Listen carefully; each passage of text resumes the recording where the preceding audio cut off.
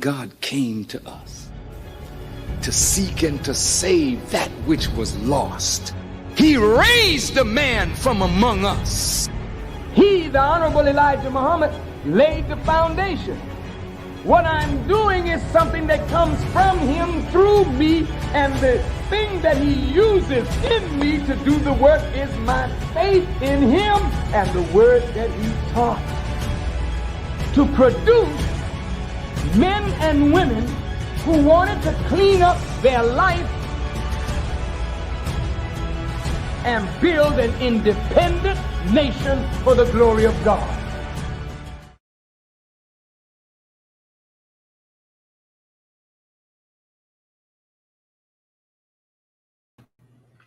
Peace. Welcome, brothers and sisters. Thank you again for tuning into another live broadcast of I Have a Testimony with your brother Willie Muhammad. And so we're here. It appears that our guest that we had scheduled for today for some unforeseen circumstances, unfortunately, will not be able to make it. So we just wanted to take this opportunity, dear brothers and sisters, to talk about in regards to what's taking place, God willing, on next Saturday and next Sunday, because we have some very powerful lineups, especially on next Sunday, which we're going to talk about. So we'll show this actual flyer. Now, all of us have heard the Honorable Minister Louis Farrakhan talk about how he wanted those who were participants and travelers with him on the World Friendship Tours, the various World Friendship Tours, to begin to testify and share with us, the believers, and even the public about what they saw and what they experienced as it relates to how the Honorable Minister Louis Farrakhan, who was representing the teachings of the Most Honorable Elijah Muhammad and representing us to the actual world, how they responded to it. So inshallah, on next Sunday at 1 p.m., we're going to have, you can bring the flyer back up, we're going to have our brother Tadar Muhammad. He's a member of the E-Team security team. We're going to have our brother Sultan Muhammad. And it was actually in my last interview with Brother Sultan is what sparked this actual idea for this particular interview. Then we're going to have our brother Rashad Muhammad, who was one of the early interviewers that we did here in the city. It wasn't even interviews. He was one of the first people to testify as a part of our I Have a Testimony series. Then we're going to have our brother Hamza Muhammad, who's also he's also a member of the E-Team. The E-Team means the escort team. These are the brothers and the sisters who are responsible for making sure that the Honorable Minister Louis Farrakhan is safe as he travels around doing the work of the mission given to us by Master Farad Muhammad and the Most Honorable Elijah Muhammad. And inshallah, we may have some other guests that may come, but thus far, those are the ones that we have confirmed. We'll begin to start posting the actual flyer. So when you begin to see it, we want you to come on and we want you to share the flyer. One second, family. Let me send this. We want you to share the flyer and make sure you're here to witness this testimony. Now, that's on Sunday at 1 p.m. So on Sunday at 1 p.m., that's what we have. But then on that Saturday, which is the 21st, we have a virtual hip hop discussion and cipher. And let me give you some background about this. In the city of New Orleans, in our effort to try to do creative things as it relates to our outreach, we began to start about 4 years ago. We began to start hosting hip hop study groups and ciphers. And it was just that, a hip hop study group and a cipher, where we invite members of the community to come out. We invite hip hop artists in the city of New Orleans to agree to participate in the cipher, and they come out. But for the first 30 or 40 minutes, we sit down and discuss, break bread, come to the table of the teachers of the Most Honorable Elijah Muhammad and discuss the Honorable Minister Louis Farrakhan's words to the hip hop community. And we sit down, everybody gives their input. We have some of the video on our YouTube page. You can check it out. And then after we do that discussion, we break out the turntables. We have a real live DJ set up in the mosque. And he DJs and the brothers and sisters get on and they begin to start freestyling. Of course, we don't even we encourage them to keep it clean, but we don't have to remind them because they understand the environment that they are in, and they respect the environment in which they are actually in. And we have a nice time. And one time we did it. Well, we had a hip hop cipher. It was all female rappers, and they came. So inshallah, on next Saturday, we're going to have this hip hop cipher. And I'm happy to say that we have some youth who are going to be controlling the boards. We're going to go into breakout sessions to discuss the words of the Honorable Minister Louis Farrakhan. And then after discussing the words of the Honorable Minister Louis Farrakhan, we're going to have some guests. And you can bring that flyer back up, Brother Mike. And we're going to have some guests. And you see here, we got Brother X Rap Brown. We got Sister Akila Nihanda. We got Young Khan Nadan. This brother's name is Nuri, not Nuri Muhammad, the Nuri, but this is his rap name, Nuri. We got Haveka Mecca. We got Raku, who's the student minister in Dallas, miles number 48, I believe it is, in Dallas.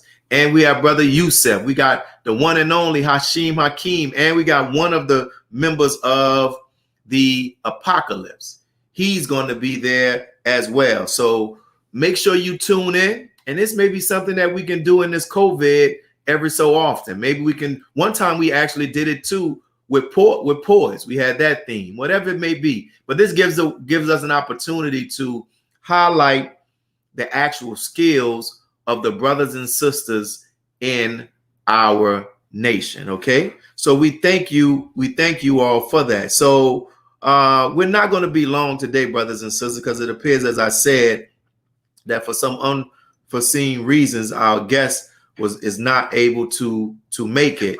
And so, but we thank you all for your tuning in. We thank you all for your support. And we what I'm going to do, we're going to hang here until about 1:15 our time. And if you, for those who are viewing, if you can just, any questions you may have, any people that you may want to see on the actual I have a testimony, you can type their name. Some of them that you may type are probably people that I already have on a list. But you know, we do this once a week. We do it once every week. So that's why it takes time. And we're already booked for the month of November and for the month of December as well. Let me look at my schedule.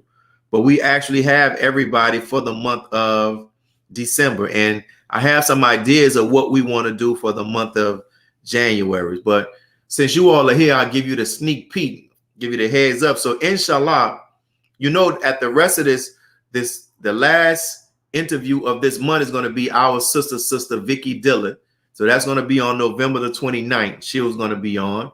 In addition to that, on December the 6th, we have our brother from St. Louis, brother student minister Donald Muhammad. And let me tell you one thing I love about this brother. He is one of the sharpest political thinking minded members that I know in the Nation of Islam. You see that our brother used, with his help and with the work of brother John C. Muhammad, was able to get brother John C. Muhammad has been elected as an alderman in the city of St. Louis. So that's going to be on December the 6th.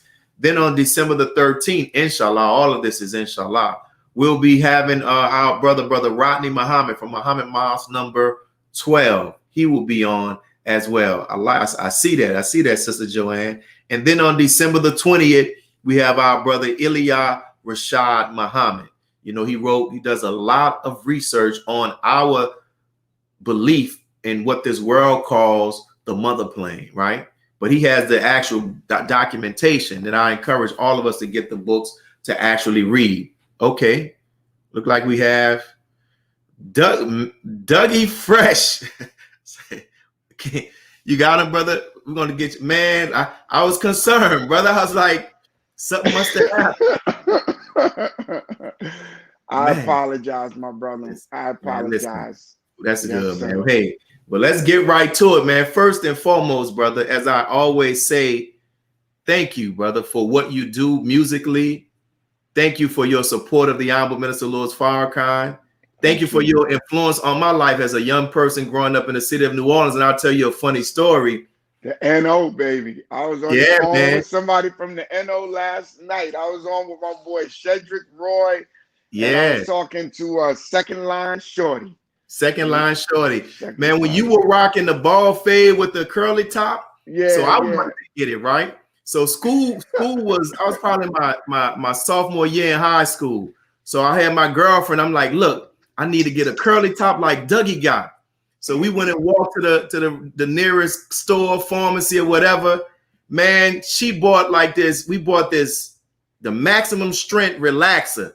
Man, she left that in my head so long, man. I had all burns in my head. Oh my God, Man, man. I was trying Oh to get that fresh man. fade from like you had that curly top, man. So thank you for your influence. And one of the questions we can start off asking is, Doug, how does it feel, brother, that you have music that's considered to be, some of your songs are considered to be hip hop classics.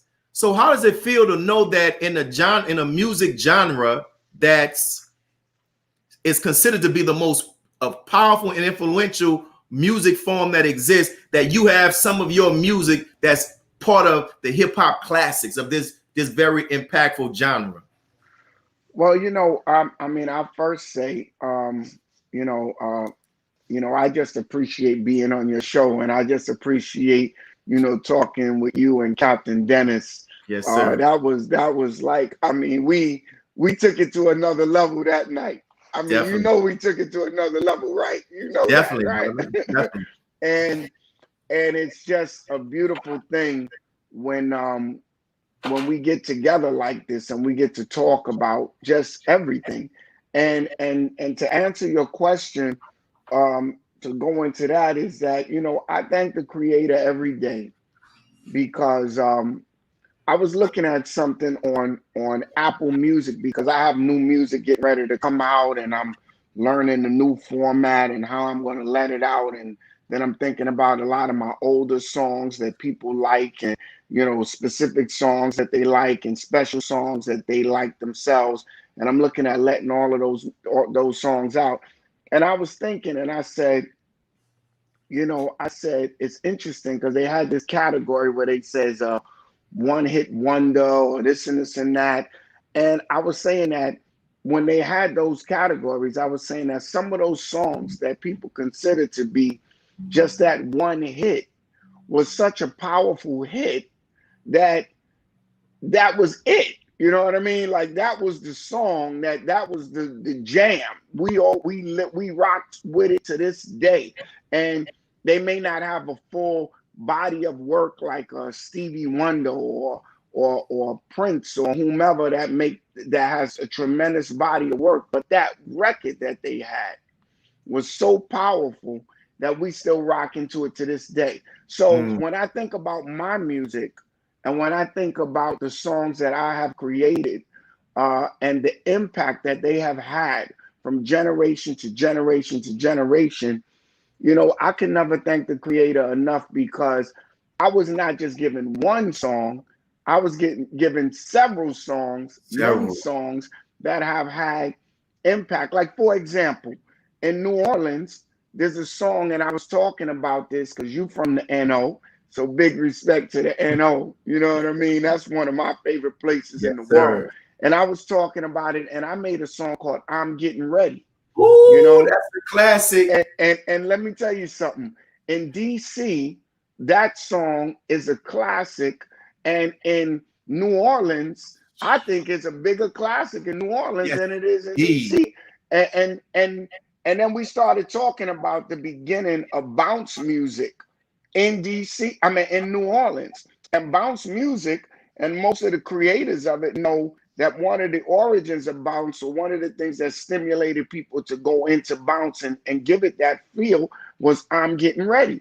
So why I'm saying this is because that song may not be as big as for other people as, let's say, The Show or Lottie Dottie or Rising to the Top or whatever song that they choose to pick from. But in that particular area, I'm Getting Ready is one of those classics. And I love this song myself. I love go-go music.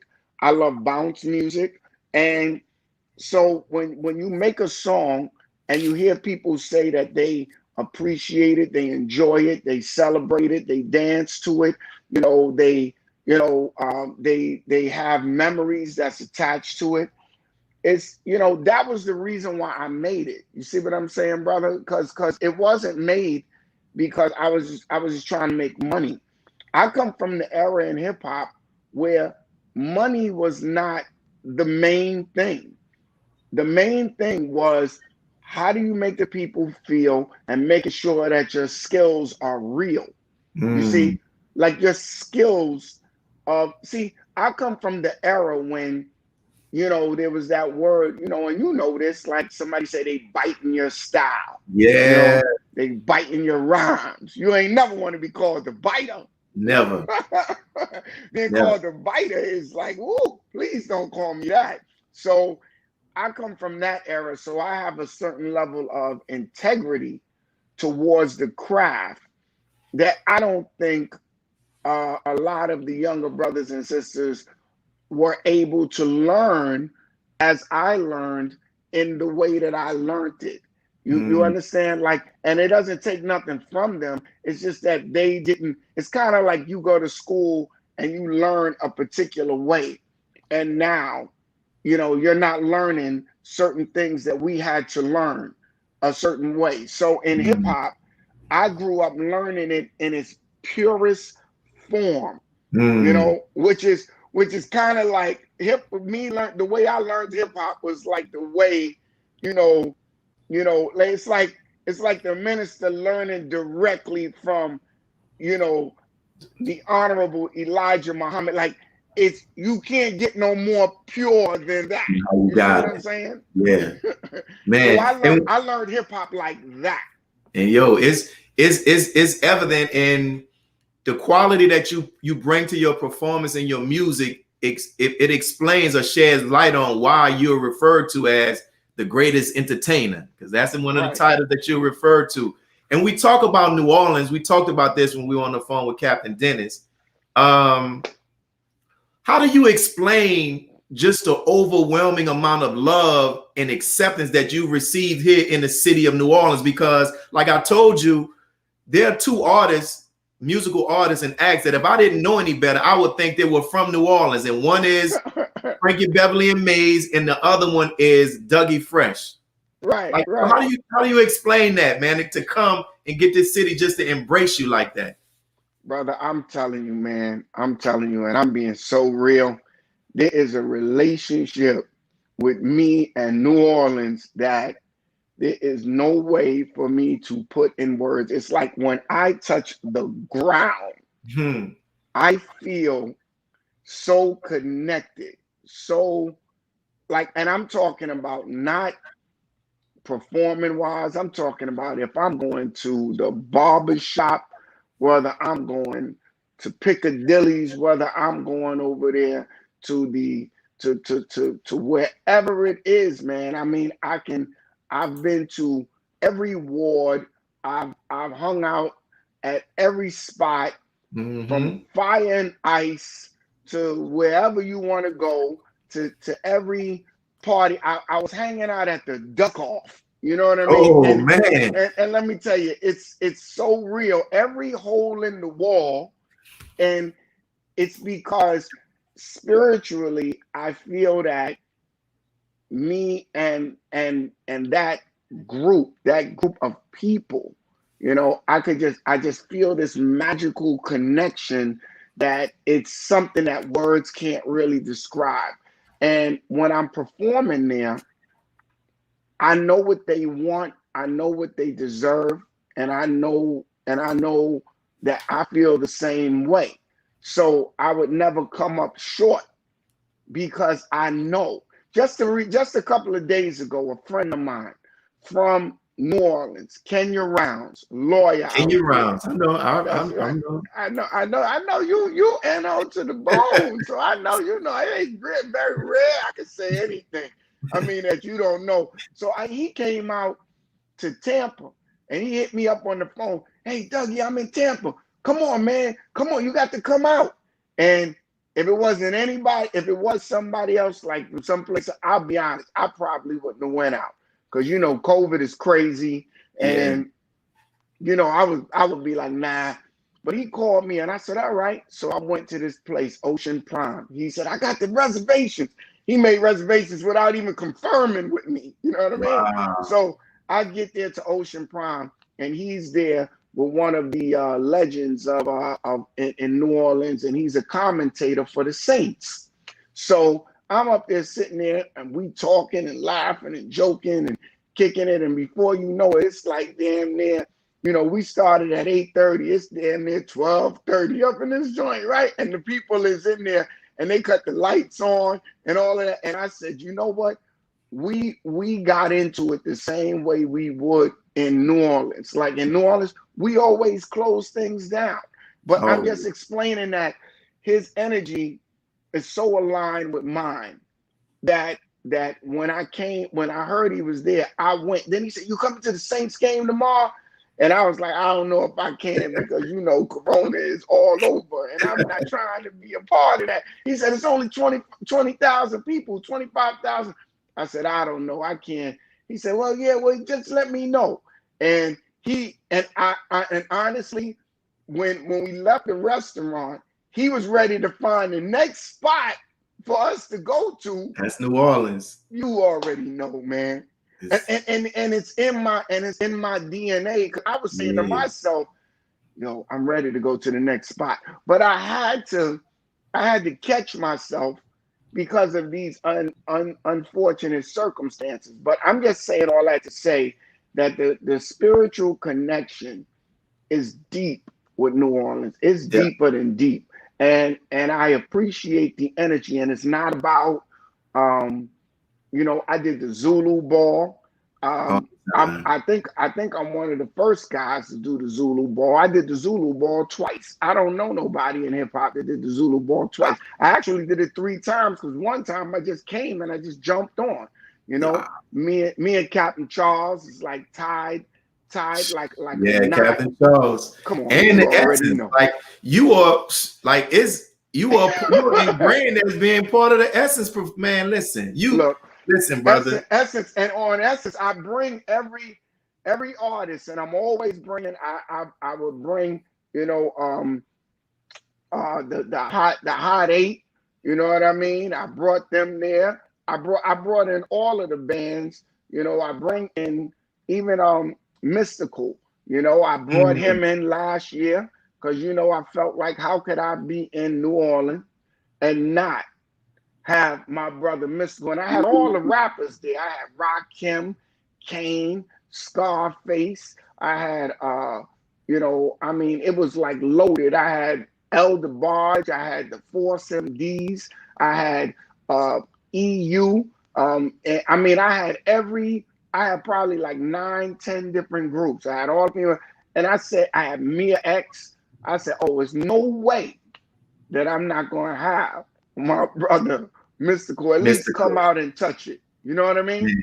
Yeah. And you know, listening to you in preparation for this interview, I watched the interview that you did with the brother. He was over BET. I can't think of his name. Paxton Baker. No, it was the brother. No, y'all were on a cruise. Stephen Hill. Stephen Hill. And listening to you now, you have a certain discipline about yourself. Like even you said when brother was inviting you to the game, you know when to say, nah, that's enough, right? And you talked about how Slick Rick, when he got you to drink for the first time and the impact that had on you, right? But what was interesting too, you talked about how you own your masters in your publishing to a lot of your music, right? Right. Can you talk about that and the importance for artists to begin to start having that mindset of being ownership? Well, I'm gonna tell you, brother, that's a great topic to get into, and I'm setting this up because I don't want no interruptions in our conversation. You know how the phone go out and or the lights go out and this is happening. We not gonna have that happen today. We making sure that this is 100% rolling. Yes, sir. Want to make sure. Can you hear me good? Yeah, I can hear. We can hear you clear, my brother. Okay, good, because I don't like when things go left. But it's funny for me coming up. One of the things that happened with me coming up in New York City is that when I was making my music, I was making music, and it was very difficult for me to find a person that would make the music the way that I wanted it made. And what would happen is I'd go into the studio with a lot of these incredible musicians. I mean, they are incredible, very talented musicians, some of the best musicians ever from that generation. But one of the things that occurred is that there was a changing in the time. And the changing in the time is that hip hop was coming. Mm. So it was very difficult for them to make the adjustment and understand that they are no longer the people that's guiding the music. They have to follow what we're trying to show them. So when I was going into the studio, it was difficult because when I would tell them to do something, they would do it, and then they say, I don't want to do it like that. I'm gonna do it like this. And Mm. out of respect, because these are like older musicians and stuff.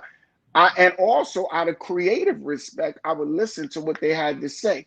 Oh, Mm. do the keyboard like that. And then I listen to it and I think about the idea I told them to do.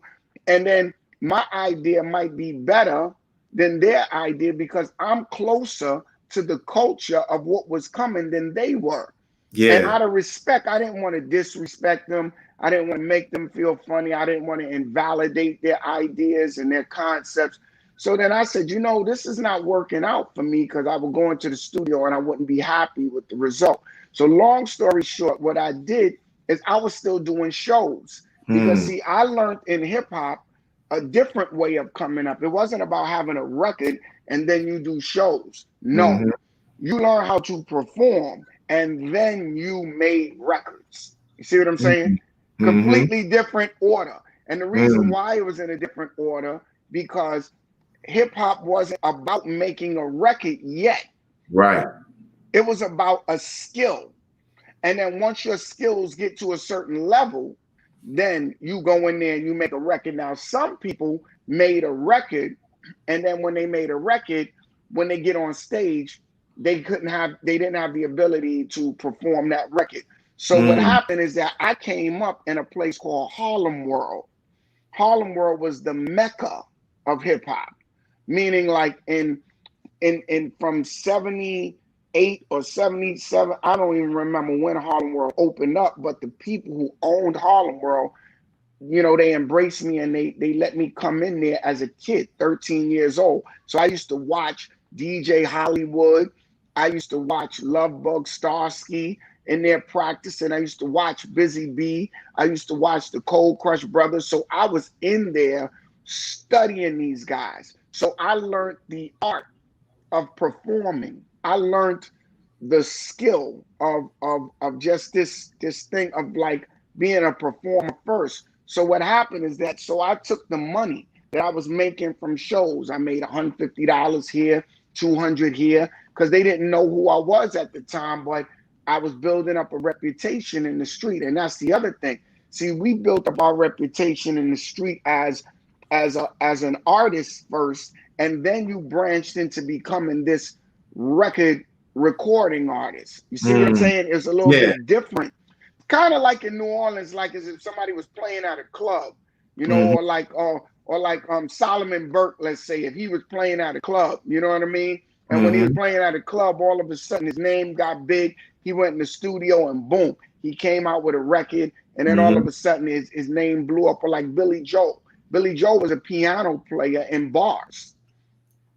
And then, Mm-hmm. and then all of a sudden, somebody heard him. He got discovered. He went into the studio, wrote some incredible songs, and the rest is history. So with Mm-hmm. me, the difference is that I had people who wanted to work with me, but the way that they was helping me make the music wasn't right. So long story short, I put all my money together. I stacked up as much money as I could, and I went into the studio and I came up with these songs. And when I made the songs, the Show and Lottie Dottie, with the help of Teddy Riley, Slick Rick, Chill Will, Barry B, Dennis Bell, another guy, Ollie Cotton. You know, this was my team. And, you know, another kid I used to sing with in school named Maurice. And just everybody that assisted in contributing to helping me do this, I put all my money up, every dime. And then basically I made the record. And then when I made the record, I found out, you know, I was taking it to labels. And they would tell me that it was the worst record that they ever heard. Wow. They said Lottie Dottie was terrible. They said, what is that sound that you're making on the show? And I took it to the main #1 hip hop labels at the time. And when I did, that's what was the response. So then I took it to a label that wasn't the #1 label. And it was just a label that was coming up. I let him hear the record, and it was a guy named Jerry Bloodrock, who had a radio station show that he would do on this station called WHBI. It was like the late night station that we would hear hip hop in, because once again, remember, hip hop wasn't mainstream yet. You see what I'm saying? You only had records that blew up like Rapper's Delight, and then Grandmaster Flash and them started coming out with records. So when I hooked up with this guy, he knew a guy who was a record promoter. That guy got with me and said, hey, why don't you, can I let out your record? And I said, yeah. I said, but I own it because I paid for it. Yeah. And then he said, okay, well, can we do a deal? I said, yeah. I said, I'll cut you in on it and you could distribute it. I said, but I have to have ownership of the master because I spent the money on it. So when I did that, and me spending the money on the song, on my music, it gave me the ability to own the master. See, because the problem was most artists don't pay for their studio time. Yeah. Most artists don't pay for none of that stuff. So because I took all my money and I've invested it into myself, it put me in a different position where I didn't have to cut him in on anything, but I felt it was a smart decision because it would motivate him more to even promote it and go more and go even harder because he's getting a bigger slice of the cake. You see what I'm saying? Yeah. Yeah. So after I did that, you know, I definitely was the first hip hop artist. And if there's somebody else, they're gonna have to come out the closet and let me know. But I'm the first hip hop artist to ever own his masters and his publishing. And you were making business decisions like that. You were in your teenage, you was a teenager, because you said at the age of 17, you were a millionaire. 17. So you were making, as a teenager, you were thinking like that. 17. But you know what was true to my brother? It's like, it was one of these things that instinctively, I just felt like it was what was fair. You see what I'm saying? Like, what is fair? What is the fair thing to do? Sometimes in life, we don't do what's fair. You know, some of us are greedy. Some of us are trying to take things that we don't deserve. Some of us are trying to take credit for things that we didn't do. You know, and I have always been a brother to try my best to be fair. And yes, when I felt that I was unfair, I would correct myself and make it right.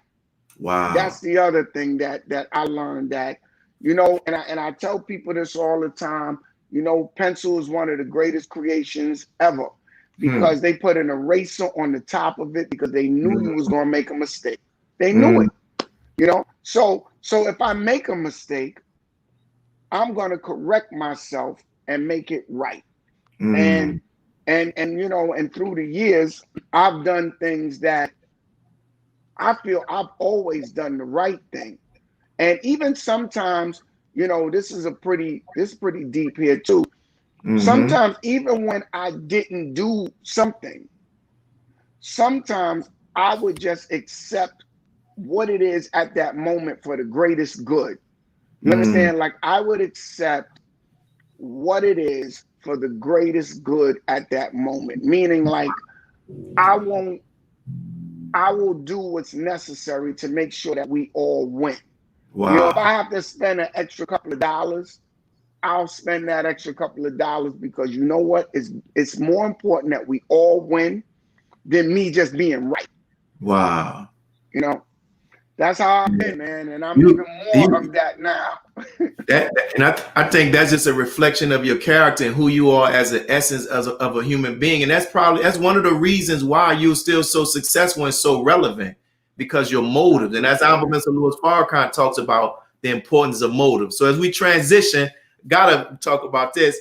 Tell me about your relationship with Captain Dennis, man. How did you meet him, and just that relationship? Because he's one of my mentors. Man, Captain Dennis, man, there's really no words to express Captain Dennis. I mean, I gotta say, B, you know, I met some hard dudes in my life, man. I met dudes that did a bid that's unbelievable. I've met guys who, they go hard, but I have not seen nobody go as hard as Captain Dennis B. I mean, I gotta honestly say that. I mean, still to this day, you know, even if he's not physically there, his his vocal game, his talk game is so hard that you gonna feel it, you know. And we kicked it off automatically, man. I mean, we go back. I mean, to the beginning, man. He has always been a brother that have. I mean, I don't know. It's that same thing like New Orleans, man. It's just that Yeah. automatic connection. Anything he's ever done, I've been involved with in any way that I can help. And I've seen him. And one of the things that tell you a lot about him is that you see how hard he goes for the minister, man. You know what I'm saying? Yeah, Like, man. like you don't really need no more proof on who he is. Whether Mhm. whether he's working directly, indirectly, if he get a call in the middle of the night, you know, Captain Dennis, man, is one of the most solid guys I've ever met, man. And when he had his restaurant Mhm. in Harlem, you know, it became like my restaurant. I would bring my Wow. family there every week. We'd be up there a couple of days out of the week, not just to support him. The food was good. Yeah. That You makes know a what I'm big saying? difference. Yeah, the food was good. And then after we started talking, we started even throwing events up there. And I had Wow. some of the younger DJs come up in there, and his place would be packed. And you know, and he would be in there. He would be in there controlling the situation. If they ever tried to get high smoke, we'd be like, "Yo, you know that ain't happening here. You know that this is not the spot for that." That's And it. I That's remember we used to talk about it in the middle of the night, and you know, because he's always been doing things in the community. And New York missed Captain Dennis. I mean, it's to mm, the point when I opened up my restaurant, I tried to get him. I wanted to get him to come in there and do that, because I only opened up my restaurant because I seen him open up his restaurant. You see what I wow. mean? So Captain Dennis, man, is just like, I mean, and then his relationship to the hip hop community, like everybody from Eric Sermon, me, Eric B, Rock, Kim, Chuck, Kane. I mean, I can go on and on. Like the whole hip hop community got love for Captain Dennis. My father got love for Captain Dennis. He was up there in Mount Vernon, you know, the Peacekeepers. I mean, just everything. I've watched him from that time of just from the beginning, you know, I mean, from early on all the way through. I just watch him evolve, man, into becoming somebody that has just he's been so consistent. It's back to that consistency. You see what I'm Mm, saying? mhm. Like, he has not changed in regards to his character. His character has just gotten better and better, you know. And I'm just glad to know that he's always been there. And anytime we needed him for anything, he was always there. That's So, Cap. you know, I mean, you know, I could go on and on about I Captain know you Dennis. You can, know, man. you know what I'm saying. You When know y'all what were I'm on the saying. phone, I was listening to a conversation between two old friends, man. In that conversation, Yeah, man. and as I think about It's a deep relationship. when was can you remember, if you can share with the audience, like your very first time physically meeting the Honorable Minister Louis Farrakhan and having like an extended time to talk to him outside of just giving him the greetings and moving on? What was that like?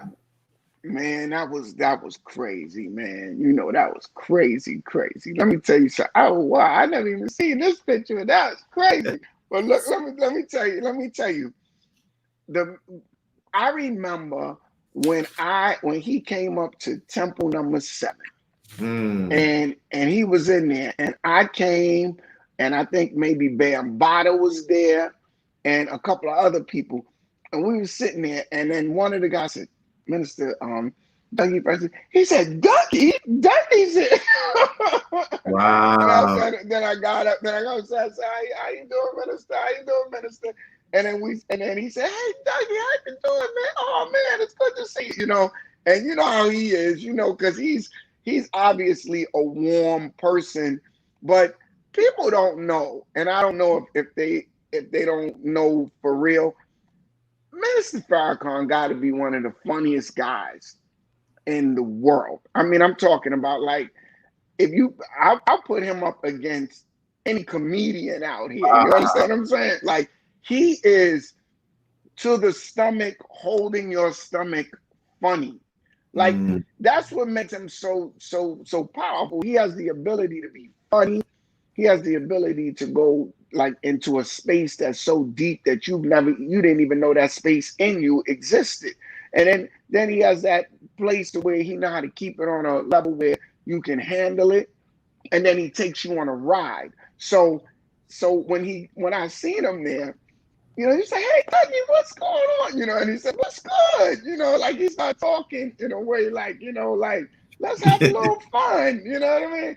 And then after, you know, when he acknowledged me, you know, it was just like, in my mind, I said, I just can't even believe that I'm meeting, you know, that I'm even, that he even know me. You know what I mean? Like, that's the first thing in my mind. Like, he even know me. And yeah, you know, you make your records, you perform and stuff like that. But I mean, you know, I'll be honest with you, man.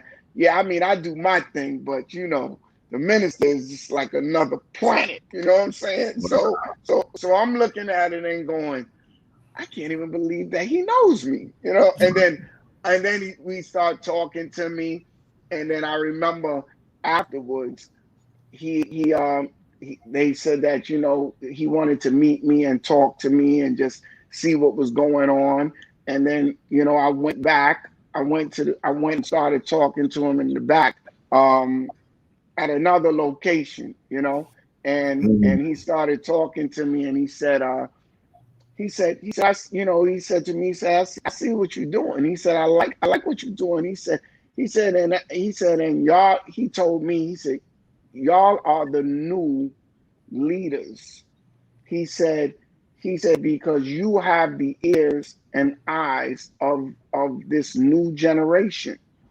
And because you do, you have to be wise with the messages that you send. And he said, and I'm not meaning it directly to you, but all of y'all have to be wise. He said, because, you know, and he said, and it doesn't have to be overnight where you're coming from one extreme to the next, but you gradually build up the people to understand that when you're doing your thing, you drop maybe a little truth in it. You know, you drop a little message in it. You drop a little this, little of that. So he was training us to come up with ideas and songs and things that would be healthy for the community by just having a conversation with us. You understand what I'm saying? Like, you don't sit down and talk to the minister and walk out and don't leave with a whole new perspective. It's impossible. It's impossible to sit down and talk to him and you walk out with nothing. And he was just saying, yeah, you know, you gradually you drop a little bit and you gradually build them up. And right after that, that's when I started. I mean, I was doing this thing anyway, but I took it to another level when I started coming out with Rising to the Top and just different things that you know, like when I made song about, you know, like guys not hurting women. I did Cut That Zero, where I Woo. was telling them that, and and the minister was very, very instrumental in making you feel confident about expanding your conversation. See, because Mm. when an artist makes a record, we deal with a concept called subject matter. And when Mm. and when and the reason why we say subject matter, because the subject does matter, right? Mm. So when you rap about a song, you can go this way with it or that way with it. You can make it the worst situation or the best, and you can keep it real with what you see around you. But sometimes within it, you can still shed that light and guidance to the direction. Like when we did self-destruction, and we took responsibility for some of the things that was happening in our communities with this black on black violence, you know. Yeah. And so the minister gave you the tools. He gave you the tools in a way that nobody else can give you the tools to use them to help yourself, your community, and take responsibility.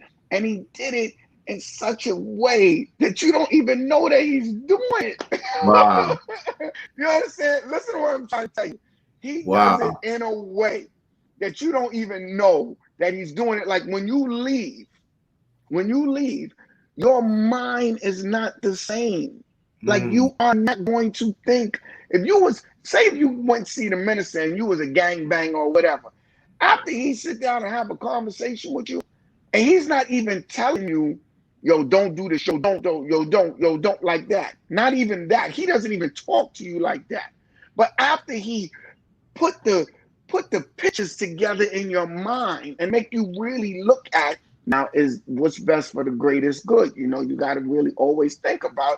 And then you walk out of that room as a gangbanger, you are not going to be able to do that no more. You see what I'm saying? Yes. Like he talks to you, he talks to you and not at you. He talks to you. And he said one other thing in that meeting too. He said, he was sitting there. He said, I used to perform too. He said, I used to perform too. I said, yeah, I heard. I heard about you was doing your thing.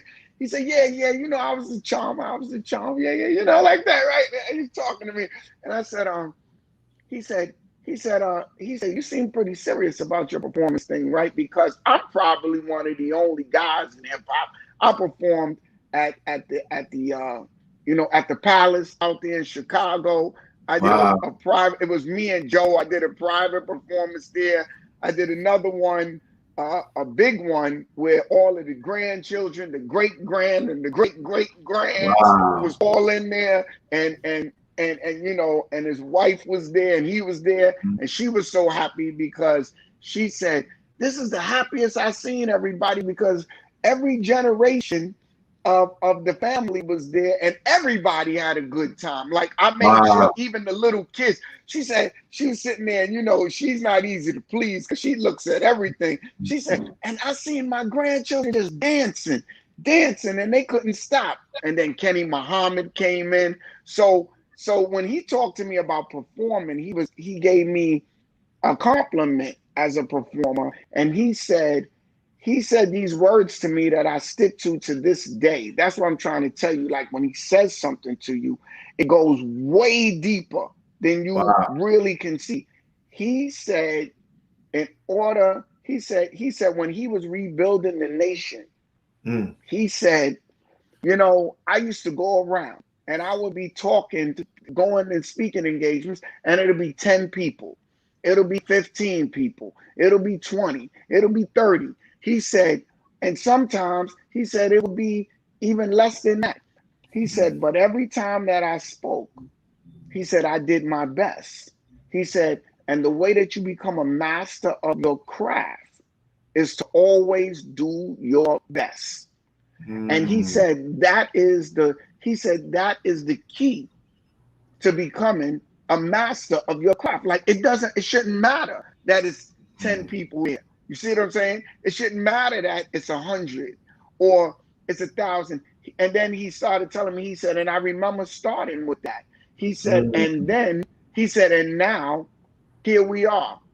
And I deal I rebuilt the nation, and I talked to millions. So that seed he put in my head was the thing that I used to make me understand that in order to be the best at what you do, or the master of your craft, you have to always do your best, no matter what. So to this day, like, I didn't call myself that. Chuck D, Flavor, all of the other entertainers, Kane, and a lot of these people, they gave me the title, the greatest entertainer. Yeah, and you know, and it actually makes me say the same thing like the minister taught me, that every time you do this, you do your best. You do your best, and that is what makes you great, because you're not getting caught up in, this place only got 50 people, so let me give them a 50 people show. Let me give this one 20. Oh, it's only 20 people. Okay, well, let me just do a person. Let me just do it like this because it's only 20 people. Nah, that's not that. There's no integrity in that. You see what I'm saying? So, I mean, the conversations I've had with the minister have been so, I mean, there's levels to this. I can imagine. There's levels to this. I can imagine. And the title of this podcast that I have is I Have a Testimony, and it's geared to, Brother Dougie, getting people who've been blessed to have this intimate interaction with the minister outside of the rostrum in public, and they get the opportunity to see more of who he truly is. And so if you had the opportunity to testify to the world about 3 qualities that you have experienced and observed in the Honorable Minister Louis Farrakhan, what would be those 3 qualities and why? Well, that's easy for me to say. I don't even got to think about it. Yo, real. That's first of all.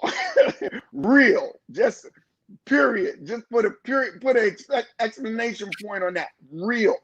Like, what you see is really what you get. Meaning, like, he's not saying something that he don't live. You understand? Like, he has been the same. He has been real. He's the realest. He is so real that there's no game. There's no fake. There's no mask. You know what I'm saying? He's walking around. People are masked up right now. He's maskless. He's been walking around without a mask forever. You know what I'm saying? Like, and that's why everybody feels him. Wow. And I say also too, fearless, you know, because I mean, he says what everybody want to say, but don't have the heart to say. He does what everybody want to do, but don't want to sacrifice everything he did to do that, to be that. And most people would not even be able to take the level of intense blows that he's been taking forever. Like, if you think about the minister, it is never, they have never stopped coming at him. Yes, sir. I mean, think about it. Never. And I'm going to just keep it super real because, you know, I keep it so real. I'm going to tell you the truth. Even when he was rebuilding the nation from my studies, you know, and everything he went through with that. So everything he went through with that within the nation.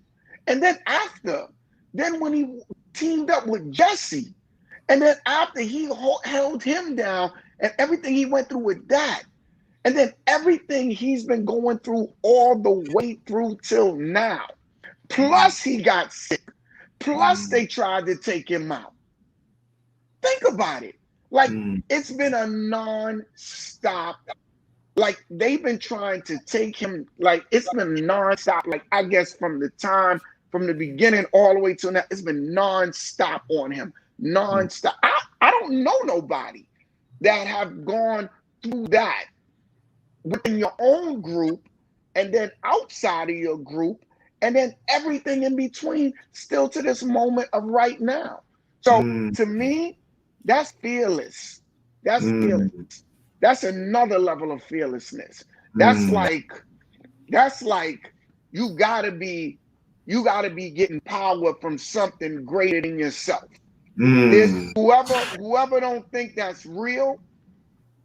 I'm talking about to the point that, I mean, it was like they tried to take him out, and then still they couldn't take him out. You understand what I mean? And so, and then in every conversation that I've had with him, it's been real. Like, it's just been honest. And then people want to say, oh, he hates this one, he hates that one, he hates this one. Nah, he's not even that kind of person. He just wants you to do the right thing. That's pretty much it. If you do the right thing, he's good. But when you're not doing the right thing, he gonna check you. That's a fact. He gonna check you, B. He gonna check you. And I'm saying it in the street where, like, he gonna check you.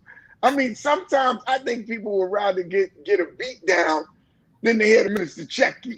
Because this conversation will check you in a way that you will sit home and start to reevaluate your life. Wow. You know what I mean? So I think that's one.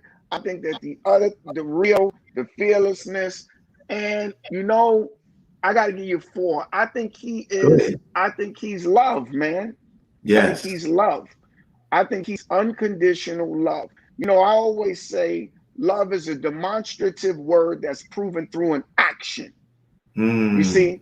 And I think that he has demonstrated love for this amount of time to be doing what he did. And it's not like people are giving him crazy paper to do this. You understand? That's the part you got to think about too. Like, who's giving him a check? That's right. Know, I try to throw something in his pot all the time because, I mean, you know, look, I want him to be straight. Wow. You know what I'm saying? And all of us do, you know, I mean, but at the same time, like, it's not like he's coming up. It's not like he's that, you know, that guy from back in the days you heard about, the preacher that, you know, he just all about trying to, you know, take or whatever. I mean, he looks out for so many people. I've come in times where he has given, and this might be too personal, man, but, you know, this is, you know, I'm just kidding. I've seen him give money to mad people. Like, just like, here, you need that, here, this, yo, here, that. Like that don't mean nothing to him. Like, that's not even what he's in the game for.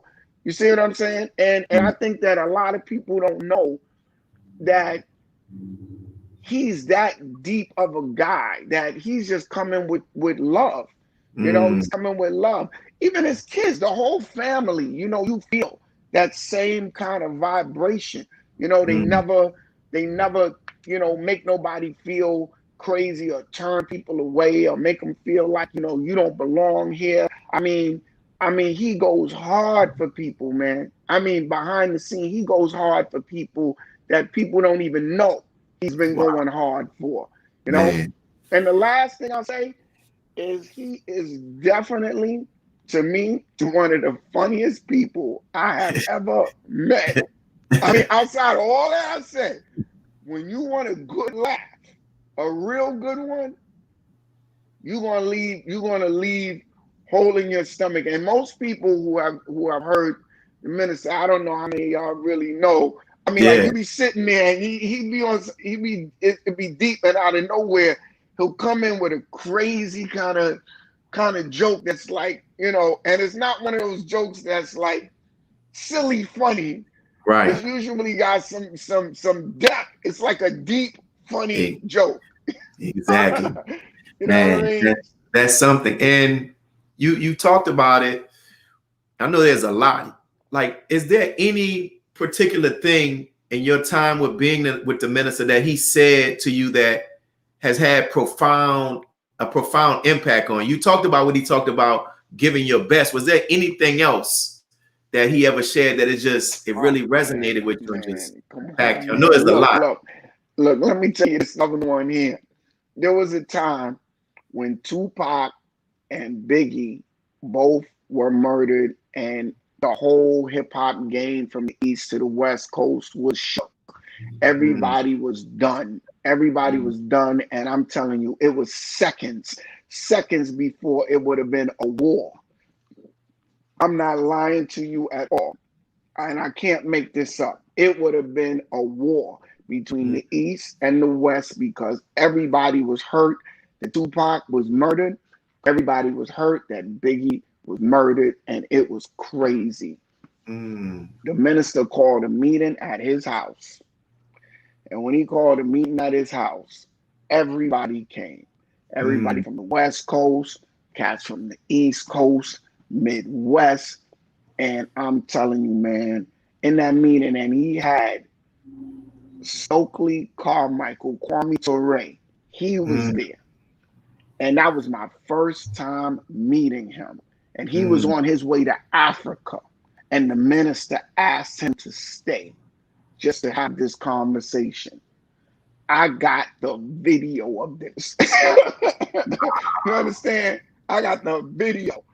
And he started to tell us about how we were being manipulated and played and taken advantage of with this manipulation of making one turn against the other. And he taught us about the hidden hand. Mm, And he taught us about the hidden hand and how when two people are good and there's no problems with them out of nowhere, now they have a problem. Usually there's a third person involved that you do not see. And that information, it sounds simple, but if you apply it to any life, in your family, anywhere, when two people are cool and they're not cool no more, usually there's a third person in there that's creating something that you cannot see. mm, And when the minister broke it down and we were in there and we went through it and we all was in there and it was emotions flying high. He had Vibe magazine. He had Russell there. He had, I mean, it was, the room was packed. mm, And we didn't leave that room until we came to a resolution, till we came to an understanding of what we were going to do and how we were being played against each other, because he showed us that the media played such a major role mm, in lighting the fire under, let's say, a simple argument, a simple disagreement, or a misunderstanding, or something that was taken out of context, and that one thing turned into lives being taken and a mm, war starting to happen between the East and the West Coast. And when he sat in there, he broke down. This is our first time hearing about Willie Lynch and mm, the whole thing about Willie Lynch. He pulled out the letter. mhm, Kwame Ture, he was in there, and this is right before he passed away.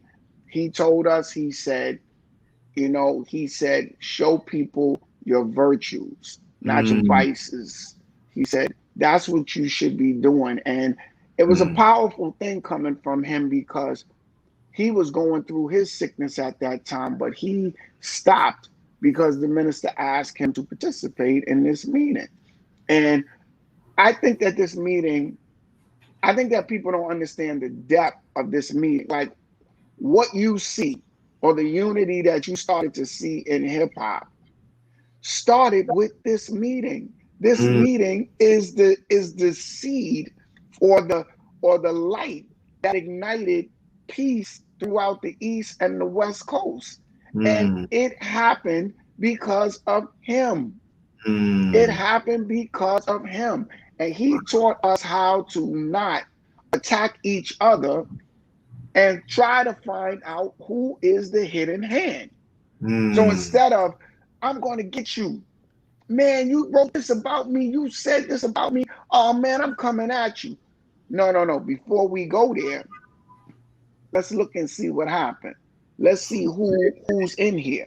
Let's see who is doing what. You understand what I'm saying? Like, Mm-hmm. let not me come at you like this. Let's see what is really going on. And Mm. that is what he did. He changed. I'm telling you how he does this. I've been He, witness, brother. the whole room walked out of there with a different mind. Mm. Everybody. And it's like, I never thought about this. He even made, I remember Keith Klingscale was in there. He was dealing with Vibe.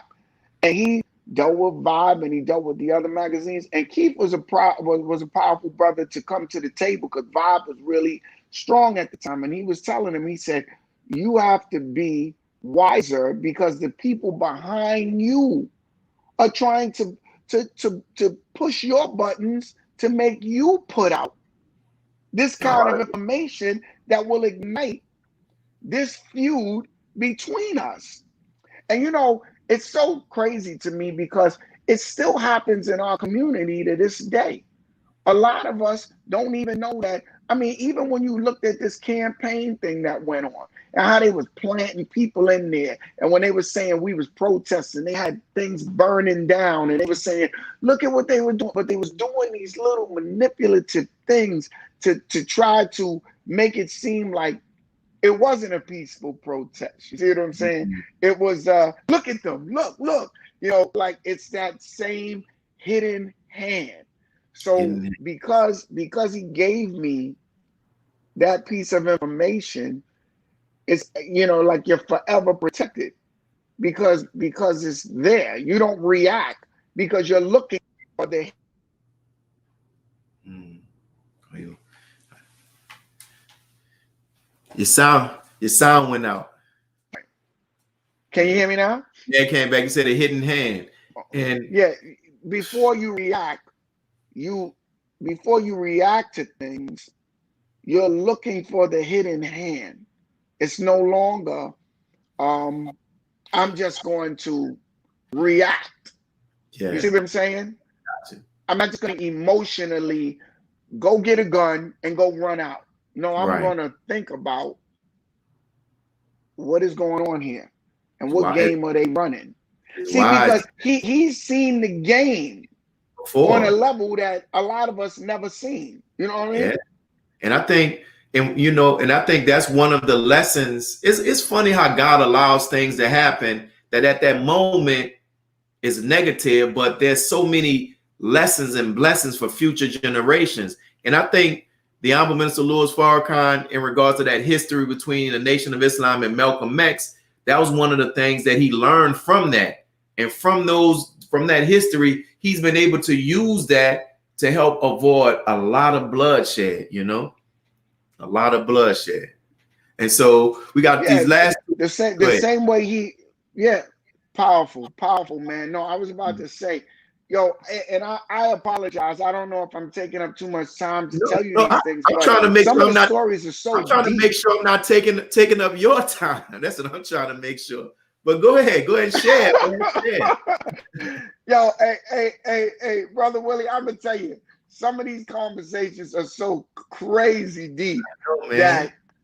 that I'm making sure that I didn't even think about what I would say before Mm, I came on here. I didn't have a preconceived idea. I didn't mhm. know I kind of just speak truth. Yes, I don't, sir. try to change it, water it down, Mhm. mix it up. But it's just so many things that I got from him Share them, man. that will be on here all night.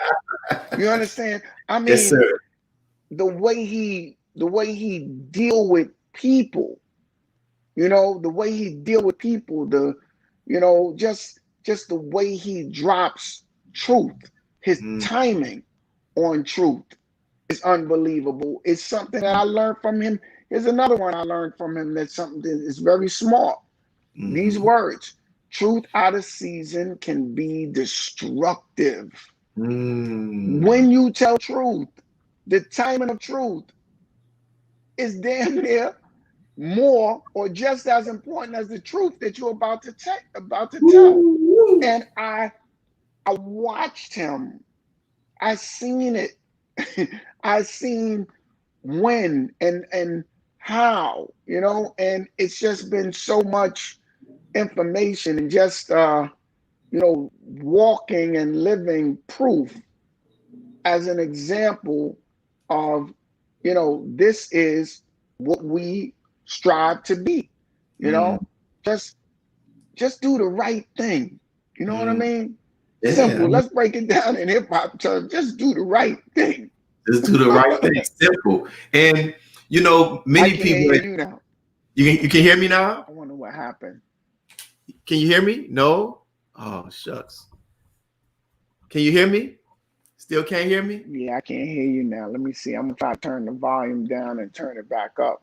I don't Oh know if man. everybody else could hear you. I can't hear you How now. the people behind the See, I'm board, gonna can turn you it all hear down, me? turn it back up. Oh shucks. Testing one. Uh, I How's still that? can't hear you. That must be on your end. Could you Damn. hear me? Yeah, I can hear you loud and clear. I can hear Yeah, I you. think it's your end. Oh man, what the? I don't know what happened, man. We was It going ain't. too hard. We was I going know. too Let me hard. see, man. I'm on. He said, "Wait, this the audience is saying that they can hear both of us, Can the audience hear you? Can they hear you? and they can hear you Okay, too, they can hear both of us. Okay, but yeah, you I can't hear me can. though." I'm a go out and come back in. Let me see if I Okay. do that. Let's see if I All do right. that because you know we're dealing with technology here. So let me see if I could do that, and that might change this up. To the people in the back.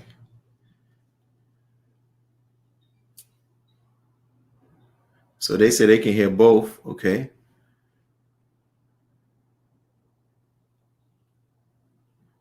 So first, while our brother is coming back, man, learning a lot of lessons, brother. I'm glad that the brother behind the board, because I was going to shut it down early. I'm glad that we kept it going, man. But I love our brother's spirit, man. I love brother Dougie's spirit, and it's obvious that his love for the honorable minister Louis Farrakhan is obvious. You feel it, you hear it in his expression. And when you love the honorable minister Louis Farrakhan, there's nothing that you can't go wrong with me. I can tell you that much. You go right with me any and all time. So when Doug will log back in, and I see that there's some people that were asking questions. I'm gonna try to get those questions in, and we got to work. We'll see how we can begin to start working on that. But adding, so for those who are watching while our brother logs back in, if you can just put some of your comments, what is standing out to you about this particular interview? What were some of the things our brother shared? So he's back. We're getting him back in. We can see you can hear me now. Loud and clear now. You can hear Sorry me loud about and that. clear now. So I was saying, I know you've heard this, you hear this a lot when people they make comments about your youthfulness, how you still look youthful. And when we were on the phone call with Captain Dennis, you talked about what's your regimen and what you do. Can you talk about that? Oh yeah, well, you know, obviously, you know, at the foundation of the way that I've been eating, you know, since the beginning is, you know, that book, How to Eat to Live, Not Live to Eat.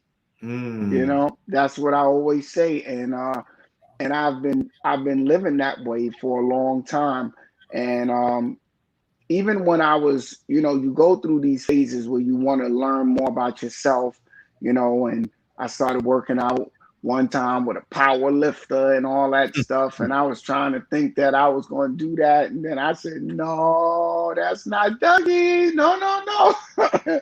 So I basically follow the laws like that, you know, and I've been eating this way ever since '85, you know, Mm. and then you know I don't eat meat, You said that in and your records.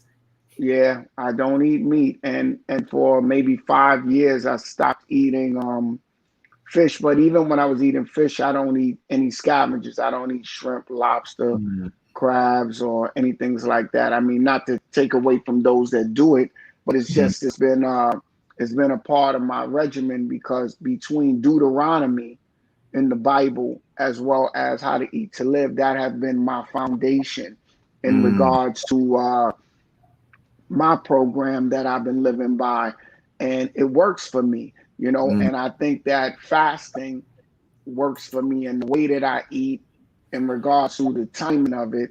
I think a lot of us are eating more than we should be eating, and we're overeating, and we're falling into a regimen that doesn't fit our way of being. It doesn't fit our bodies, you know, it doesn't fit the way that we are, and we are adapting these ways that don't fit us. So, you know, then me as an entertainer, you know, before you perform, and a lot of entertainers don't do this, but before I perform, I never eat, you know, and I never eat before I perform, because sometimes if you eat, it can make you a little bit more sluggish. And because I'm the kind of entertainer that deals with energy, I bring an electric. I'm more intense with my energy. I don't just stand there. I don't just sit down and play, you know, the piano or something. So me eating would slow up the way that I move. So I've been doing this for so long, ever since I was a kid. You know, I was at Harlem World at 14 years old, and all the way up till now, I never did anything except what I'm doing now. I never had a job, you know. So this right now, what I do is what I've been doing. So my diet and the way that I eat have been designed around the way my life has been. So me as a performer, after I finish getting off of stage, then I would eat, because I feel like I earned my food. You see what I'm saying? Yes, sir. Right. I don't eat unless I earn that food. And so to some people out here, you know, sometimes, and everybody's different, so I'm not making it the same for everyone, but even when I wake up, like, you know, I'll exercise, you know, and when I exercise, after I exercise, I'll eat, because I feel like I earned the food. You see, and I have different basic things that I do. Like, I'm not into a lot of weights and stuff like that, because I tried that out. It didn't work for me. It may work for somebody else, but I basically stick with calisthenics. I do push-ups. I got this ab wheel. I do the ab wheel, you know, and basically dips, you know, and I run. I was running. I had to break it down into giving it maybe like 4 or 5 days out of the week, but I was running like 5-6 miles a day. I run for maybe like 70 to 90 minutes, but that was because of the kind of work that I'm doing, you know, doing the beatbox and everything. You know, this is my instrument. So if I don't keep it fine tuned, I won't be able to do what I could do. And I do more than most rappers, you know what I mean? Most rappers are they not doing the Dougie, you know what I mean? Not doing the Dougie. They not beatboxing, you know, and they not doing crowd participation, as well as rapping, as well as, you know, it goes on. So, you know what I'm saying? So I gotta be ready. Yo, that's why they can't wear that title, the greatest entertainer. And I've always mentioned this to you, to our audience, and my cousin is watching. We went to this concert together. Dougie Fresh was the second before last performer. And he shut this thing, he shut the concert down in New Orleans. When people will leave the concert, the next discussion is who took the concert. And I tell you, Dougie threw down so much he dropped the mic. He said, I told y'all I could have went on last. And man, I ain't gonna say the artist who came on after him, but it was right. It was a no-go. Yeah, so let me tell you, so that's crazy, man. That's crazy. You was there. That's the crazy part about it. Listen, man, Doug. You are one of the people that have been a big part of my life. I'm telling you, your music. I appreciate it, man. All the way to heaven. I don't eat meat now because I'm fasting. You did the song Abortion, Moral Distortion. But remember that? Man, yeah, I got a lot, and I got a lot of kickback for that. But at the time, I felt like there was a plan in trying to make us not bring in the next Messiah, the next Savior, the next person. You know what I mean? And you know how it is. It's like you do something and it's not popular, but it might be necessary. And do you have the heart to do it or to say it? You know, and I'm gonna tell you, it's been this program of, or this thing that we call self-mastery, self-discovery, is an ongoing process that we will be doing until the time we transition. We are going to keep learning more and more and more about ourselves if we are fearless enough to see and look at ourselves. If we don't look at ourselves, if we are not being honest with ourselves, and we don't look at ourselves, it's very difficult to change the conditions of what we're dealing with. So that is what I learned from the minister. He is the guy that made me say, let me look at myself. My father even told me that. There was a book by John Bradshaw called Homecoming. I remember years ago, my father told me to check it out. He said it was called The Inner Child. A lot of us don't know that some of the things that we're doing stem from when we were kids. And we're still afraid of a lot of things that we used to do. And the minister said this once again to me again. Another jewel he dropped. I'm going to say the story in a way that might not be exact, but I'm saying it so that I don't take up a whole bunch of time to tell you. But he said a long time ago, you know, the minister was a runner too. You know, I mean, I love running, you know, and running clears your mind. He was like a track star in school. So he said one time in a story, he said when they were warming up, or when they do the you know, kind of like the warm-up run, he would run and he would break all of the records in the school. Like he would come in at a time that was greater than the time that all of the people who set records would go. He said, but it was one time when he was running and he came in second or something like that. And he said that he had to think about it. And he said it wasn't nothing wrong with his ability, because he had his ability. It was something wrong with his mind. You see what I'm saying? And he said that. And then he said, brothers and sisters, he said, some of y'all don't know that there's something wrong with y'all mind. So a lot of times, I spend a lot of time trying to look at me instead of me judging somebody else. I spend a lot of time really looking at me and taking responsibility in myself, and what can I do to change the conditions in me that will then change the conditions around me. But a lot of us don't want to take that time, because it's a rough thing to look at yourself. You know, it's rough. It's rough when you know that you say you overweight and you got to get on the scale. You don't want to see that. You don't want to see it, because once you know, you got to take responsibility in it. You got to do something about it. You can't sit there and act like somebody else did it. No, that was you. That was you. So now, what are you going to do? So I do a lot of that. I do a lot of that to me. And that is what I feel gives me the ability to continue to move forward. And some of these things that you see about yourself are not going to make you happy. You want to learn some things about yourself and be like, damn, I'm really like that. Or maybe I need to fix that, you know? And when you're real with yourself, back to that real, you know, then you can do the things that's necessary to change. So whether it's with your food or whether it's with your spiritual development, I just feel like, you know, through this journey, we all need it. And most of the guys in hip hop come from families where their father's not there, broken families, different situations. You know, my father's not my biological father, but he did the fathering in my development. Wow. You see? And when he did that, it gave me guidance throughout my life. And that's why I appreciate him so much to this day. Y'all have a very tight relationship, man. Oh, it's super duper tight, because he's been there. But all of us been going through this particular thing in our lives. So while we're going through this, you know, we have gone through some things, whether we know they affected us or not.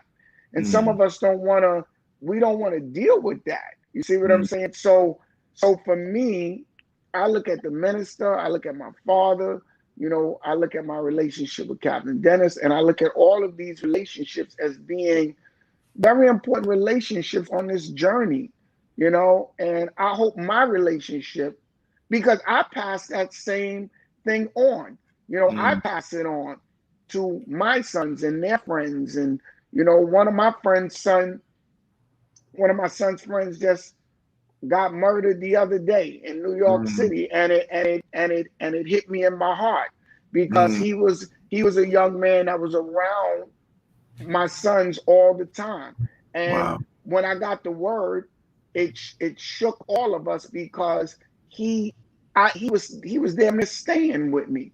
You know what I Man. mean? And then I'm looking at it and I'm going, we got to do better, and we got to try our best to prepare this generation and give them as much of this information that we have gotten from, the minister and just the things around us, because they do not understand what's really going on. And they're That's true. taking these petty little beefs That's and true. taking each other's lives. You know what I mean? So That's true. it's It's a a lot. pretty, yeah, it's a lot, man. And that's why I Yeah. say that the mind, and, and working on yourself, and, and eating right, and looking to be right, and doing the best that you can to be right. That's the key. And when you make a mistake, be man enough to say you made one, and don't try to be strong and wrong. So I work on that a lot, man. I Praise work be. on it a lot. These last two questions, I heard you say this on the interview, and I thought it was interesting. I'd like you to elaborate. You talked about how you're also known for being the human beatbox, but you said in the interview, you said beatboxing is spiritual. Can you elaborate Right. on that? Well, I just came back from, before this pandemic. I was in Africa and I was in Ghana. And it was a really deep experience, because I went to the Cape Coast Castle, and I went to the places where they have the door of no return. But prior to that, in '87, I went to Africa. I once again, I'd have to say, I know I was the first hip hop artist to go to Africa. I went to Senegal, Dakar, and Gambia. And when I went there, I learned a lot about Africa and stuff like that. And so the beatbox thing, to me, I know it's basically a vibration of my spirit that I'm using to transfer energy to people. And the energy that I'm transferring is kind of like in a different frequency, but it's like a frequency that no matter what your nationality is, no matter where you come from, you're going to be able to feel the frequency. The same way a person hit chords on a keyboard, or a bass player plays a bass line, or somebody is on a piano, or a horn player plays a note.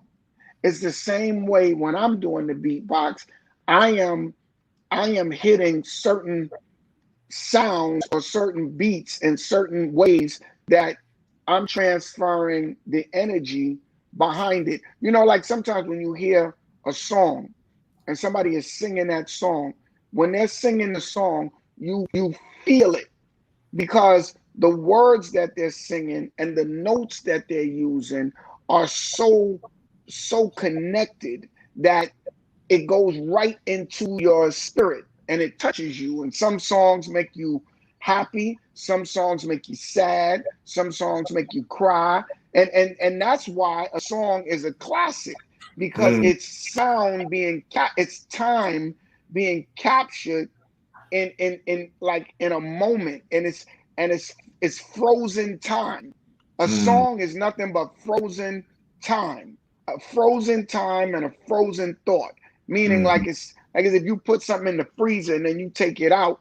This is what a song is. So when I'm doing what I'm doing, and I'm transferring my energy, I'm sending a vibration that is causing an effect, and it's not just based on me doing something or me just playing around. Everything that I'm doing is being done for a specific reason. Like, I know what I'm doing with what I'm doing. Now, the Right. reason why I said the thing about Africa is because, you know, one of the ways we used to communicate, and if people don't believe what I'm saying now, because everything is about frequency, it's like when you would hear that beat, that doom, Mhm. doom, doom, doom, doom, doom, doom, Fact. and you would hear it, it would cause you to feel something or to think something, you know. And back in Africa, there's a tribe called the Click, and they Yeah. would go and they would talk like that. And so as a kid, I never understood why I know how to just go, you know, so Mm. simple. And it seems simple, but or you see, like it's like I know that this is coming through me from, you know, our ancestors. This is a continuation. I'm just a continuation Of of that. what we got away from. And Yeah. why I'm saying Africa again is because when I went to the castle, I know it was called the door of no return, because everybody that went through that door never was coming back. But I came back. You see what I'm saying? And I came back, and I am the child Of of those. our ancestors who went through that door, and they never thought that I would be the one, or you Ooh. or any of us will return. You see? So everything that I'm doing It's is all just coming back. it's just there. I'm just tapping into what is normal. I seen a dance routine in Africa where they was all in a circle and they was going in, and it reminded me of the same thing that we would be doing in Harlem, the same thing that we would do at a club. When I came up with the Dougie, that's just me dancing in a roller skating rink in Harlem. So, Wow. and then when I seen that in Africa and I seen them dancing, I'm telling you, Brother Willie, it was as if like I was in Harlem. So that's why Same. when I'm saying this, it's just Continue. I'm just allowing God to my work. ancestors to travel, to continue this particular thing, and I know I'm right. I And know I'm right. it's on point. It's on point. And I'll close in this. You mentioned about the mind, and it made me think about how the Honorable Minister Louis Farrakhan introduced the Nation of Islam to the science of technology of Dianetics. Right. And he did that catching flack from those some inside the nation and even some outside the nation. Like, what are your thoughts on why the Honorable Minister Louis Farrakhan sees that technology as being something beneficial to help with this resurrection process of Black people? Well, great question, and in my opinion, I think that he knows that we need something, and we need something. And the same way we had how to eat to live, Dianetics is in that same category from the perspective that it is natural. It is, if you want to use the word, organic, and it's nobody telling you about your life, your problem. You resolve your life and your problem based on you understanding it more than anybody else. Nobody can tell you why, you and this dude got into a problem in the hood, because the person that you're sitting in front of may not have no reality on what's the lifestyle in the hood. What's the culture? If you go to New Orleans, I was about to say the NO, but I didn't want to lose them. You know what I mean? But if you go to New Orleans, the culture in each ward and the way that they live is completely different. So if For you're real. sitting in front of somebody and they're trying to tell you why you shouldn't or should do things, and they have no clue on your reality, then that's why it might not be the wisest thing to take that advice from that person. Or if you look at some of the things that they say in school, they're giving the kids Ritalin because they're saying they're having these issues. No, the Ritalin is a drug that's causing them to do things and act out of themselves because they may have a dietary problem, too much sugar. They may have words that they don't understand and they just feel like they need to be fidgety because they can't understand it and nobody's taking the time out to show them what the word is and break the meaning of the word down. So these things that are going on in this is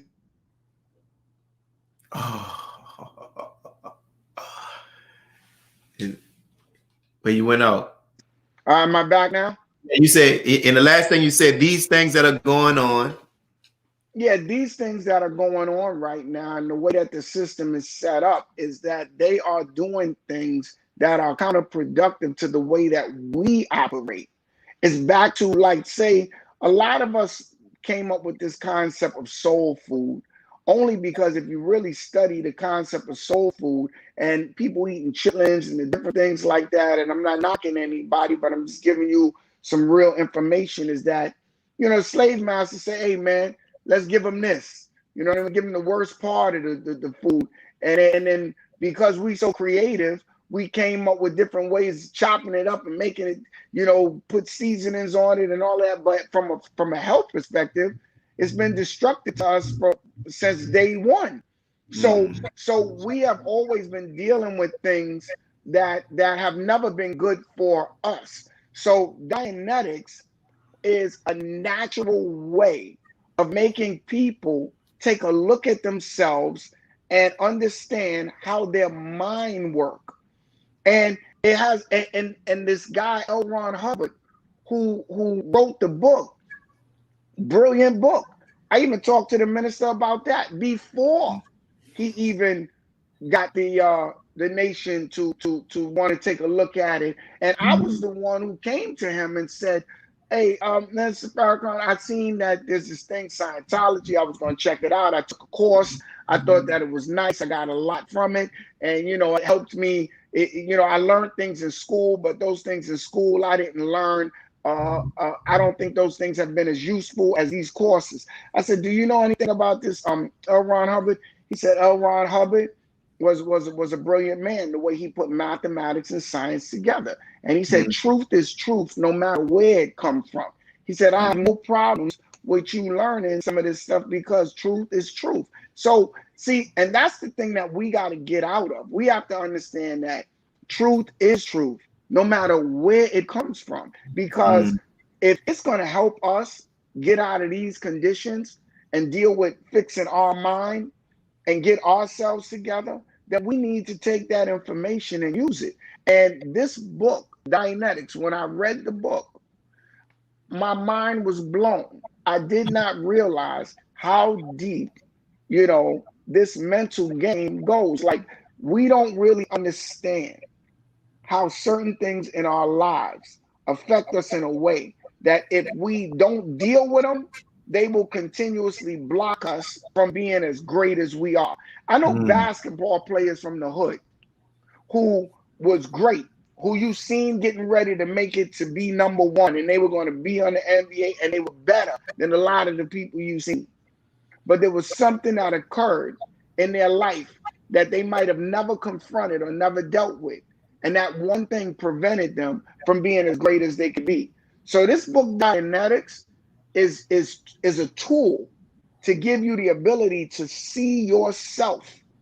And when you see yourself, you will learn more and more about yourself. And it's techniques in it that give you the ability to remove some of these blocks and some of these different barriers that are in the way that you don't even know. It could be something as simple as this. And I'll say this, I'll share a personal block of mine. Long time ago, and keeping it real again, me and a couple of my friends in Harlem, I don't know if any of y'all from Harlem, but, you know, we was young Harlem youths running around having fun.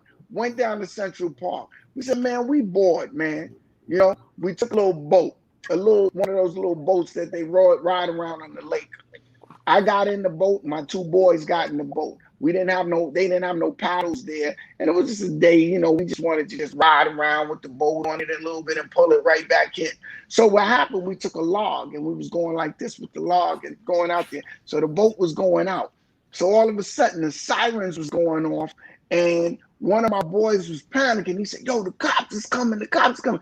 I said, why you running? It's just a boat. It's not like we stole. I mean, it's a little boat. He's like, nah, man, nah. You know, we from Harlem. We was down in Central Park. So, you know, he didn't want that pressure. So he jumped into the water and swam and got off and stood on the side. He said, come on. So then his cousin was with us. And his cousin turned around and said, yo, I said, look, Jay, I said, yo, don't jump. I said, come on, let's roll to the thing like that. He said, nah, man, nah, his cousin was like, come on, man, they're gonna get us. So he jumped into the water. After he jumped into the water, I'm sitting there going, damn, I ain't jumping in this water. This ain't happening today, B. This is not happening to me. You know what I mean? So I'm rowing with the with the log, right? I'm rowing with the log, and I get close to it, and he said, "Come on, man, come on. The cops are getting closer, man. Come on, we're gonna leave. Come on, come on." I'm like, all right, let me just jump in this thing, man. I said, let's don't look that far. I jumped in. When I jumped in, I'm starting to swim, and I get close. Now, anybody that swim know what this is. You get close to it, and you put your foot down because you think you're right there. But when you put your foot down and there ain't no ground, you'll start to panic. So I put my foot down, and I was like, yo, this is crazy, isn't it? You know, like I'm thinking that it was closer to the ground, and it wasn't. So what happened is my boy came in there, and he grabbed me, and he pulled me in, right? And when he pulled me in, so afterwards, I was traumatized. I was like, damn, this is crazy. I don't even understand how this happened. I said, man, this was just a little boat ride. How did this turn into this? So all of a sudden, so now moving the story forward. So we go now, everybody forget about that. Nothing happened. The boat was there. Boat was good. Nothing. It was all good. Go to the pool the next day. Now, we used to always go to the pool in New York because that's when it's 80, 90, 95 degrees. You go to the pool. That's where you go. Girls is there and everything. So I go to the pool. I'm with them. We on our way to the pool. And in my mind, I still didn't realize how traumatized I was about what happened. So we getting in the, they getting in the 6 feet to 12 feet over there. They jumping in and whatnot. And I'm looking, I'm like, I'm not getting in that. I'm not getting in that. So I'm over there in like the 3 feet, the 3 feet with the little kids. Wow. I'm over there with the little kids, and I'm standing there. I'm like, they're like, yo, man, why you over here in this thing? I say, nah, man, I'm not messing with that. So then they go to the pool the next day, and the girls, everybody happy that things going down, and I'm over here in the 3-4 feet, and I'm feeling crazy. You know what I mean? And so I said, damn, I said, why am I feeling this way? I said, I am shook. I am shook. There's something wrong. So I said, you know what? I can't live like this. I got to go take some swimming swimming lessons. So I learned to take some swimming lessons, right? So when I'm taking the swimming lessons, I take the swimming lessons, and then after that, I get more confidence about this thing because I'm like, man, I can't. You know, we going to the pool all the time, and I'm feeling crazy. So long story short, I go out on a trip to Hawaii because this thing was going on for a while in my mind. So there's a thing out there where one of my guys swam all the way out to this little deck that was out in the water. And I'm looking at it going, damn, that's far. Should I do that? I said, all right, Claire, I'm swimming. I swam, and I'm just thinking. And then all of a sudden I get on the deck, and then he jumps off and he goes back. So now I'm on the deck by myself, and I'm looking at the land going, damn, that thing is kind of far away. How am I gonna deal with this? So then I jump in the water and I start swimming back, and then this hits me in my head. Boom.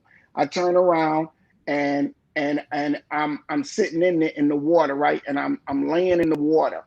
And then I realized this thing that popped in my mind, that when I did the thing with the boat, what happened is that it wasn't that I couldn't swim, it was because I panicked.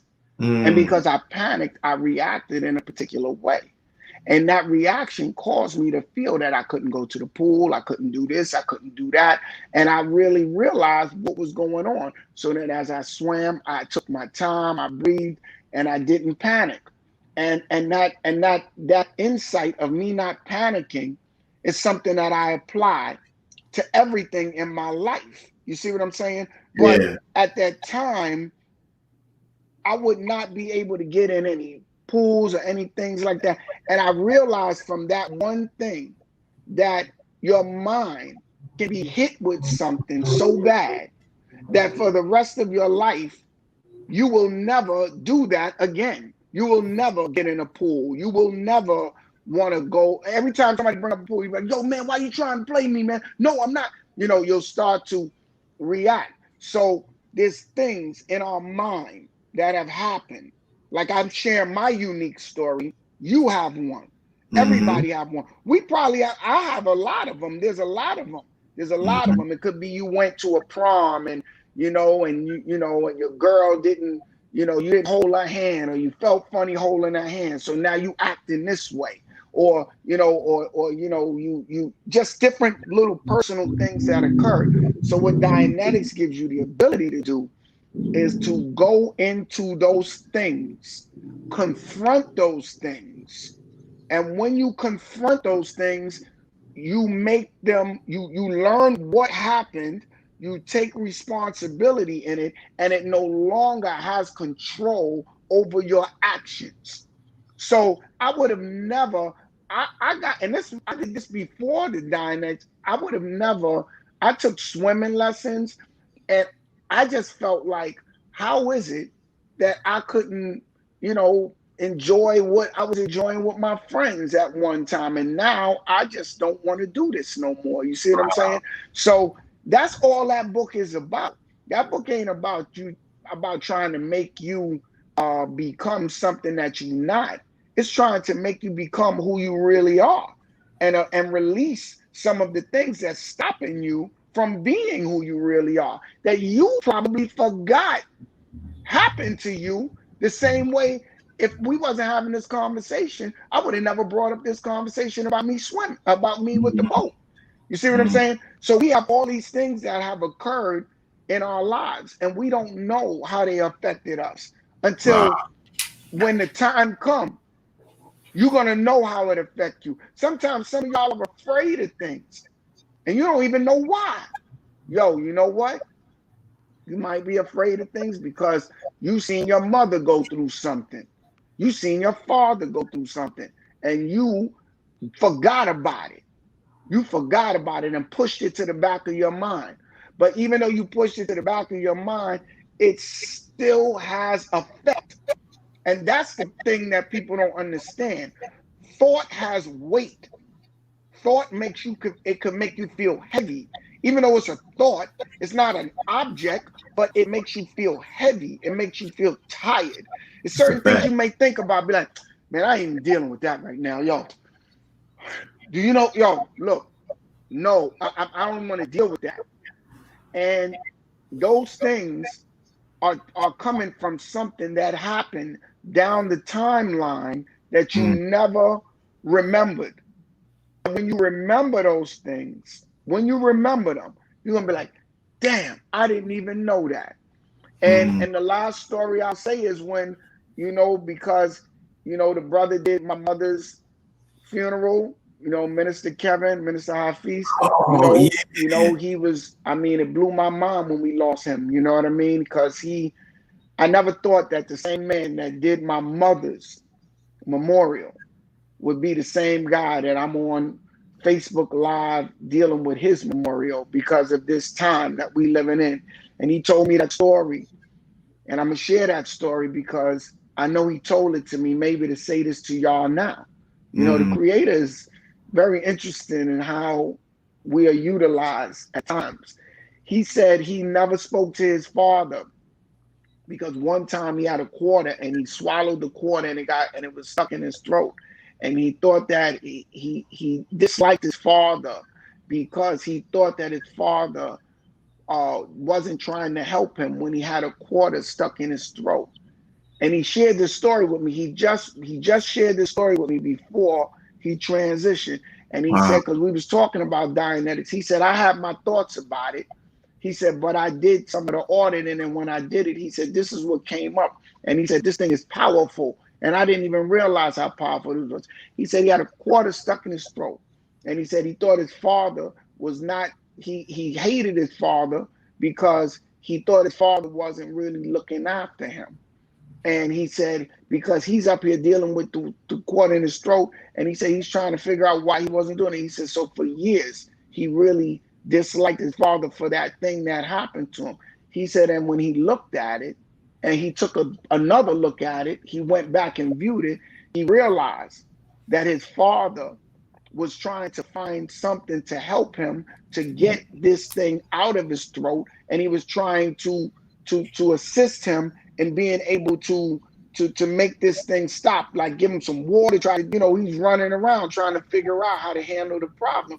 He said, but at the time, he viewed it a particular way and it wasn't. He said, but when he went and looked at it, he realized that was what was going on. And he said that he he came to peace with that. You know what I mean? And he realized that it wasn't what he thought it was. Wow. You see what I'm saying? And I'm giving it to you in the best way I know how. We got it. We got it. But he when he shared that with me, I thought that was an unbelievable story because I didn't even ask him. I didn't even ask him. He just told me the story. But me and him was tight like that. You know, and he told me the story, and I realized that, he said Dianetics is powerful, especially if it's being used to help us get out of our own way. Wow. Wow. So that's my and listen, that's Doug, what I feel about Dianetics, and I'm just keeping it real. You know what I mean? And the other thing is that you got to look at the track record. The minister ain't never walked nobody into something that wasn't real. Exactly. Like I said, I mean, he's not, and he ain't no fool. At all. You know what I'm saying? Like, man, let's be really real. So you definitely and Doug, that something has to happen to make it to fix. We have to come up with a way to fix the condition. And the other thing that it does, it gives us the responsibility. We're auditing each other, or we're working with each other. So we're not being, controlled or manipulated. You see what I'm saying? By other forces. It's and us. that's why he said this was important. And I think he knows he has to leave these pieces in a particular order for us, because he knows that things are going to get even crazier. And if we're not in the right state of mind, we can't do nothing. If we can't fix ourselves, we can't change the conditions. That's a fact, man. And Doug, brother, thank you. To me today, this is a great honor, man. Brother. This is a great honor because to have this space to be able to interact with you, because I know how much the influence that you've had on my life, and you love a man that also has a great influence on my life. I thank you, my brother, for your words. We're getting ready because they got to do the next show. But if you're ever in New Orleans again, which you always are, man, I'll email you my contact information, man. Whatever we can do to help you, brother. Thank you, man. And he got off, huh? Thank you. Well, I'll send this to him. But did he get off? Thank you, brother Doug, and definitely love you, my brother. So for those brothers and sisters that are behind the panel, got our sister Kenya. Thank you for today was your first day. You did well. Thank you, sister. And I look forward to working for you. Look, he may be coming back. Doug. Yeah, I couldn't leave it like that. I couldn't leave it like that. But I want to just, man, thank you, brother. And whatever it is that we can do to help you when you're in the city, you're not in the city, please don't hesitate. I'm going to send you this article that I wanted to send you about the Honorable Minister Louis Farrakhan talking about his development. Thank you, man. I love you. And I love you too, brother. Supporting the Honorable Minister Louis Farrakhan. May God continue to bless you and your family. I appreciate it, and I thank you for having me on here. And once again, all of the people that's in the nation, assalamu alaikum, and to all of the believers, this is something that I've never done one of these, and I appreciate you taking out the time to having me on here. I've never gotten a chance to. I talk in private about things about the minister, but I've never had nobody ask me to do it on a platform such as this. And it's been an honor to really share some of these stories. And I don't know how it might be resonating with everybody out there, but, I was just giving you the most honest conversation about someone that I have been blessed to know. and continuing to apply a lot of the things that I learned along the way. And I'm just sharing them with you, my brothers and sisters, and hopefully there's something in it that's there for you. And hopefully it didn't take up too much of your time, or you looked at the time as being, you know, a good use of time, because some of us waste a lot of time and talk about a lot of things that don't mean nothing. But, you know, but on this platform here, you know, I'm glad that we got to talk about somebody who means so much to me and who's been meaning so much to all of us, whether you believe it or not, you know, he means more to everything that's going on right now than you could possibly imagine. So thank you, my brother, for having me on here, and I appreciate the time. Yes, and sir. I'm looking forward to coming to the NO. Man, when this COVID is over, definitely let me know. I'll send you my information. But the comments, I'll figure where I can send you the comments, the feedback, the reaction. The people love what you said, brother. They loved it. They loved it. And I'll send it to you, man. Love it. It was definitely every minute was a great time. I didn't know if you was gonna make it, man, but I'm glad that you came through and kept your word. Thank you, brother, and may God continue to bless you. Yes, sir. My brother, I appreciate you. Thank you, man. And I apologize for the delay.